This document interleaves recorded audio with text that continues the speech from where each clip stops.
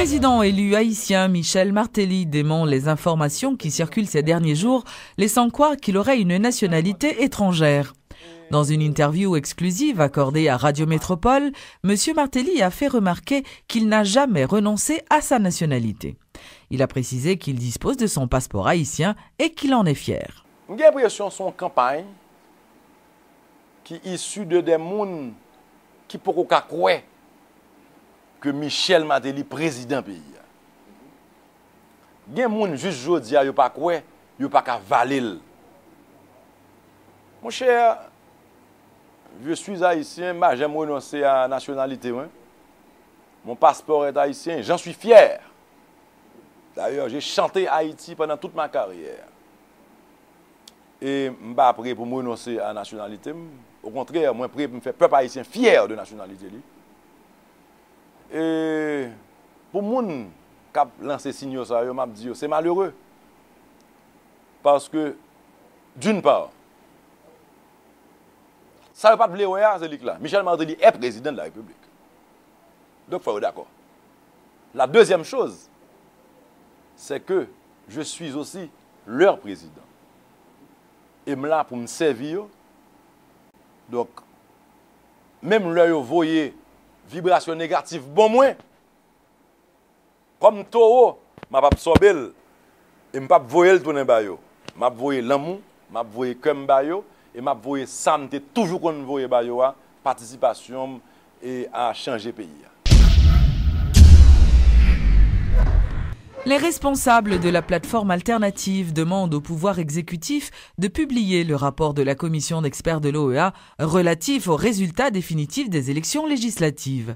Selon Edgar Gardy-Leblanc, l'un des membres de cette formation politique, le rapport de l'OEA préconise l'annulation de l'élection des 19 candidats de la plateforme présidentielle.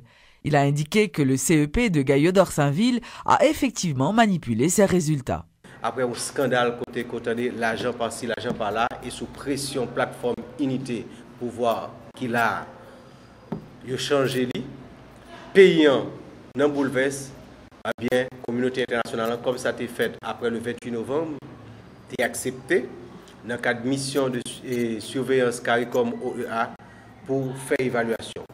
Depuis une semaine, rapport en prêt, nous connaissons que le président de la République là, a marronné et finalement c'est le Premier ministre qui recevra. Et maintenant, nous croyons que il est temps pour que députés et sénateurs, le sénateur du centre qui a prétendu pour prêter serment que CEPA, lui fait le nécessaire, c'est-à-dire nouveau journal officiel qui présentait la liste des députés et des sénateurs, les deux sénateurs du centre, qui pour compléter Chambre députés et Chambre Sénat.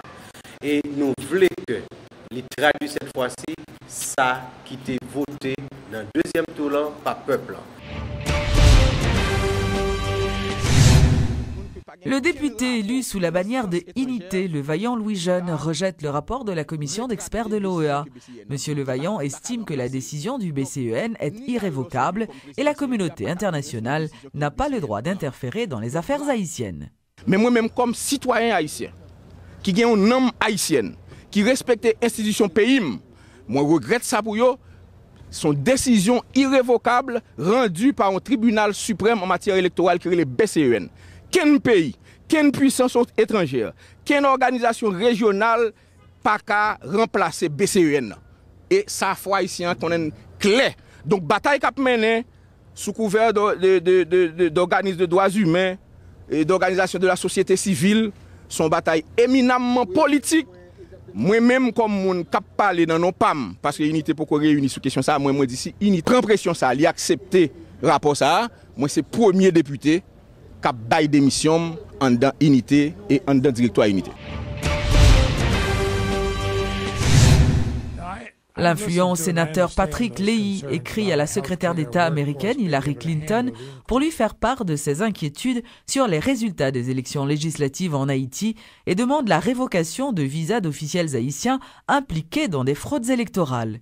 Dans cette correspondance, le président de la sous-commission des opérations étrangères et du département d'État croit que si les États-Unis doivent aider effectivement Haïti à se reconstruire, il faut cependant que le gouvernement haïtien jouisse de la confiance et du support de son peuple. Plus loin, le sénateur Léhi estime alarmant le revirement inexpliqué du CEP dans les résultats en ce qui concerne les cas des 19 candidats en course aux législatives.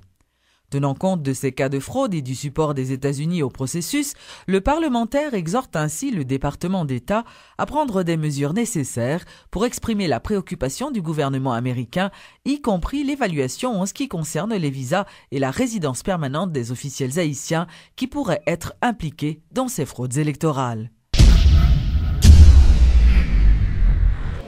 La première journée scientifique organisée par l'Université Notre-Dame d'Haïti s'est ouverte ce 29 avril. Des professeurs, étudiants, chercheurs et universitaires d'horizons divers prennent part à cette grande activité qui prendra fin ce samedi 30 avril. À la salle des expositions, nous avons la première année qui a réalisé un travail sur l'eau. On a eau, bienfaits et méfaits. On a aussi les différentes méthodes de traitement de l'eau que la première année a réalisées. Et pour la deuxième année, c'est la santé par les aliments. Les étudiants ont exposé des fruits, des légumes, des céréales. Et là, ils vont vous en parler des différentes vitamines, des carences qu'on peut trouver, qu'on peut avoir à partir de ces aliments-là. Éduquer la population sur le bienfait des aliments, sur les bienfaits de l'eau, les désavantages de l'eau et sur la façon dont on gère les déchets hospitaliers dans les différents hôpitaux dans la capitale et un peu partout dans le monde entier. Les bénéficiaires, c'est le grand public qui était invité bien avant et aussi les étudiants qui ont participé aux recherches.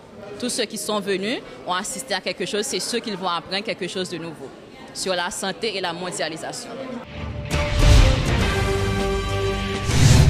L'ONG allemande Kinder Not Hilfe a célébré ce vendredi ses 20 ans d'activité en Haïti.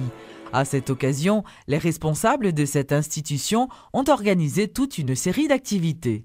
Selon le directeur de KNF, Alinx Pierre, plus d'une dizaine d'enfants haïtiens bénéficient actuellement du support de cette organisation non gouvernementale.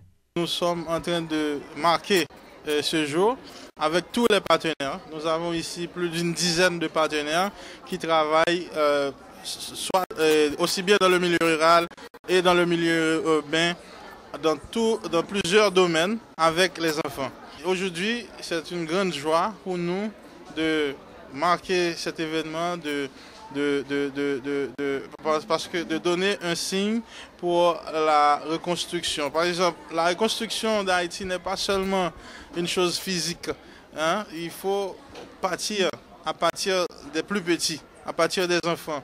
Donc, dès l'école, former les Haïtiens, les petits Haïtiens, les enfants, les élèves, pour qu'ils apprennent à apprécier leur pays, à valoriser les produits locaux.